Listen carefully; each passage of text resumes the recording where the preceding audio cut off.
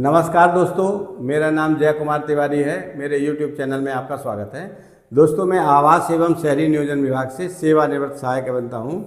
दोस्तों, आज मैं बात करूंगा कि जो संपत्तियां लीज पर आवंटित की गई हैं, उनकी लीज अगर रिन्यू करानी है तो लीज के नवीनीकरण का या रिन्यूअल का क्या प्रोसेस है, लीज को रिन्यू करने के संबंध में विभिन्न सरकारी विभागों की क्या नीतियां हैं, और वीडियो में अंत तक बने रहिएगा। अंत में मैं ये बताऊंगा कि लीज पर प्राप्त की गई संपत्तियों के क्या फायदे हैं, क्या नुकसान हैं।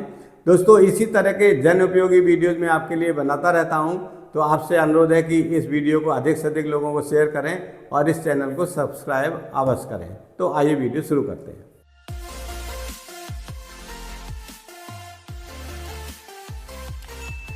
दोस्तों, जैसा कि आपको पता है कि पिछले वीडियो में मैंने बताया था कि अगर आपका फ्लैट या आपकी संपत्ति लीज पर आपने ली है और लीज की अवधि मान लीजिए 99 ईयर्स है, तो 99 ईयर्स या लीज अवधि समाप्त होने पर क्या आपको अपनी संपत्ति सरेंडर करनी पड़ेगी, वापस करनी पड़ेगी, या इसका क्या नियम है।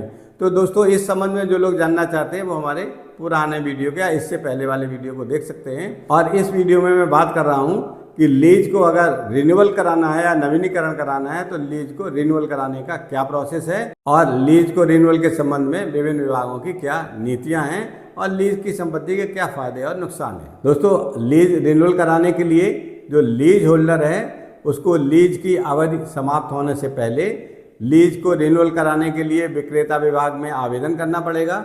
आवेदन के साथ उसको लीज डीड से संबंधित सभी दस्तावेज प्रस्तुत करने पड़ेंगे, आवेदन के साथ लगाने पड़ेंगे, और लीज रेंट या ग्राउंड रेंट जमा करने से संबंधित भी सारी रसीदें उस आवेदन के साथ उसको लगानी पड़ेंगी।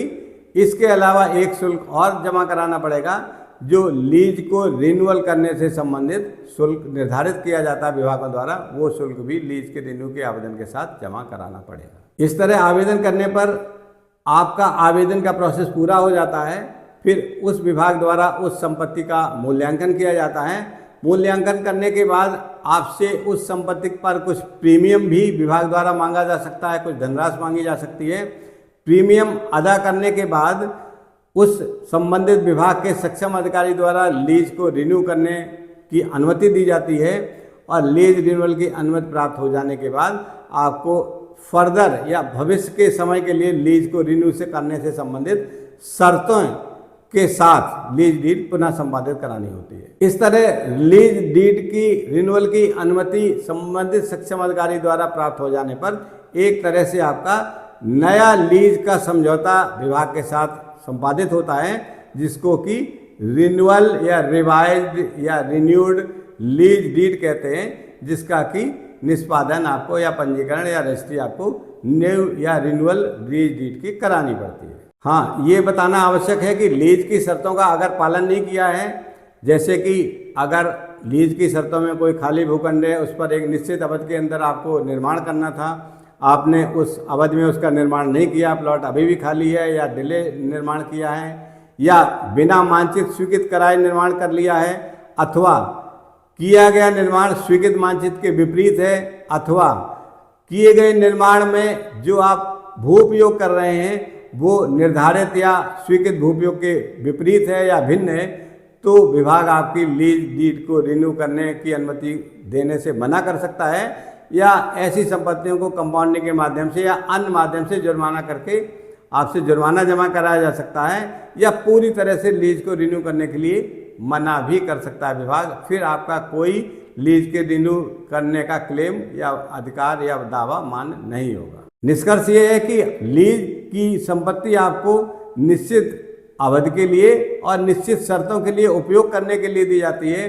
अगर आप लीज की अवधि के दौरान लीज की शर्तों का या उपयोग का पालन नहीं करते हैं तो विक्रेता विभाग आपके लीज को रिन्यू करने के लिए मना कर सकता है।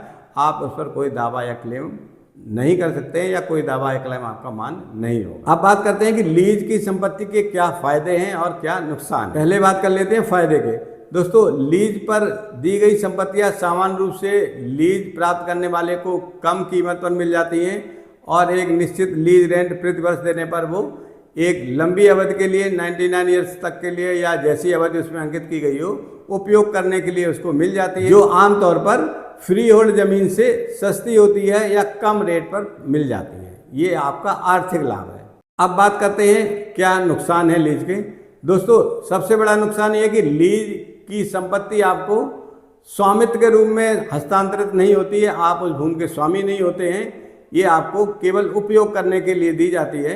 इसका दूसरा बिंदु ये है कि भूमि के मूल्य में या संपत्ति के मूल्य में गिरावट आती रहती है जैसे जैसे आपकी लीज की अवधि घटती रहती है। मान लीजिए 99 ईयर्स के लिए है, धीरे धीरे कम होगी, आप उपयोग करते रहेंगे। जैसे जैसे लीज की अवधि कम होती जाएगी वैसे वैसे आपको लीज के हस्तांतरण करने के जो मूल्य मिलने वाला है, अगर आप किसी को हस्तांतरण करने की अनुमति प्राप्त करके हस्तांतरित करते हैं तो वो आपका जो मूल्य है वो कम हो जाता है, आप नुकसान में रहते हैं। अर्थात जैसे जैसे लीज की अवधि कम होती जाती है संपत्ति का मूल्य घटता जाता है। और सबसे बड़ा नुकसान या ड्रॉबैक आप ये भी मान सकते हैं कि इसमें लीज की रिन्यूअल की कोई गारंटी नहीं होती है, क्योंकि आप इसके स्वामी नहीं है। स्वामी तो वो विभाग है जिसने आपको लीज पर दी है। तो एक अनिश्चितता सी बनी रहती है और उपयोग करते समय आपको फ्रीडम नहीं रहती है। आपको ये लगता है कि किसी शर्त का पालन होने से छूट ना जाए या कोई ऐसी विधिक अड़चन ना आ जाए कि जब हम लीज को रिन्यूअल कराने जाएं तो विभाग ये कहते कि भाई आपने लीज की शर्तों का पालन नहीं किया और आपका रिन्यूअल नहीं किया जाएगा या आपकी संपत्ति को फ्री होल्ड नहीं किया जाएगा। तो लीज की संपत्ति हमेशा एक अनिश्चितता के दौर में रहती है और लीज की अवधि समाप्त होने पर आपकी संपत्ति निश्चित रूप से रिन्यू हो जाएगी, ऐसी कोई गारंटी नहीं है। अब बात करते हैं कि 99 ईयर्स की लीज पर दी गई संपत्तियों के संबंध में विभिन्न सरकारी विभागों की या विभिन्न प्रदेशों की क्या नीतियां रही। दिल्ली विकास प्राधिकरण द्वारा अपनी लीज पर दी गई कई संपत्तियों को अभी तक लीज अवधि पूरी होने से पहले ही फ्री होल्ड कर दिया गया है। इसी तरह उत्तर प्रदेश में भी विभिन्न हाउसिंग मिनिस्ट्री के अंतर्गत आने वाले विकास प्राधिकरणों द्वारा अपनी लीज की संपत्तियों को फ्री होल्ड करने की अनुमति दे दी गई है। अगर मुंबई की बात करें तो मुंबई में भी कई सरकारी संपत्तियां लीज पर हैं, हालांकि अभी उनका रिन्यूअल नहीं किया गया है, लेकिन सरकार उनके रिन्यूअल करने के लिए नीतियां बना रही है, इस पर काम हो रहा है और उनको फ्री होल्ड किए जाने के संबंध में भी कानून बनाया जाए। इसी तरह कोलकाता में भी कई सरकारी संपत्तियां लीज पर दी गई हैं और वहाँ की सरकार इन संपत्तियों को फ्री होल्ड करने के संबंध में और लीज को रिन्यूअल करने के संबंध में भी नियम और कानून बना रहे हैं। इसके अंतर्गत भी नीतियां बनाई जा रही हैं। अगर आपकी संपत्ति का लीज पीरियड खत्म होने वाला है तो लीज पीरियड खत्म होने से पहले आपको किन बातों का ध्यान रखना आवश्यक है। लीज की अवधि समाप्त होने से 2-3 साल पहले से ही आपको लीज के रिन्यूअल के संबंध में दस्तावेज तैयार करने या लीज रेंट जमा करने या लीज की शर्तों का आप पालन कर रहे हैं या नहीं कर रहे हैं, उस संबंध में समय रहते ही आपको कार्रवाई करके रखनी चाहिए, तैयारी करके रखनी चाहिए। और सबसे महत्वपूर्ण और अंत में मैं आपको इस संबंध में ये बताना चाहूँगा कि लीज के नवीनीकरण के लिए, रिन्यूअल के लिए लीज अवधि समाप्त होने से पहले ही आवेदन करना है और सारे दस्तावेज जब आपके तैयार रहेंगे तो लीज अवधि समाप्त होने से पहले ही आपको लीज के रिन्यूअल के लिए आवेदन करना है। और इसके साथ साथ आपको एक वैकल्पिक व्यवस्था भी करके रखनी है। अगर आप कोई इसमें कारोबार कर रहे हैं या आपने आवासीय प्रयोग के लिए प्रयोग किया हुआ है उस संपत्ति को आप उसमें रह रहे हैं, तो 1% मन में ये भी रखिए कि अगर लीज रिन्यू नहीं की जाती है तो वैकल्पिक रूप से आप अपने कारोबार को कहाँ शिफ्ट करेंगे या आप अपने आवास को कहाँ शिफ्ट करेंगे, क्योंकि लीज को रिन्यू कराना आपका अधिकार नहीं है।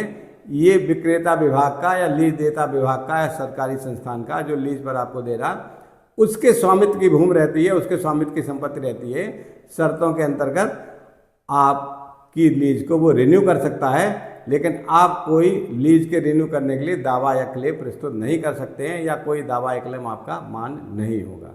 इसलिए आपको अपने उस भूमि या फ्लैट या संपत्ति का प्रयोग करने के लिए भविष्य में अगर लीज रिन्यू नहीं की जाती है तो वैकल्पिक व्यवस्था का भी एक खाका आपके दिमाग में पहले से तैयार रहना आवश्यक है। दोस्तों, इस सूचना के साथ ये वीडियो यहीं समाप्त होता है। अगले वीडियो में किसी महत्वपूर्ण बिंदु पर फिर आपसे चर्चा करेंगे। नमस्कार।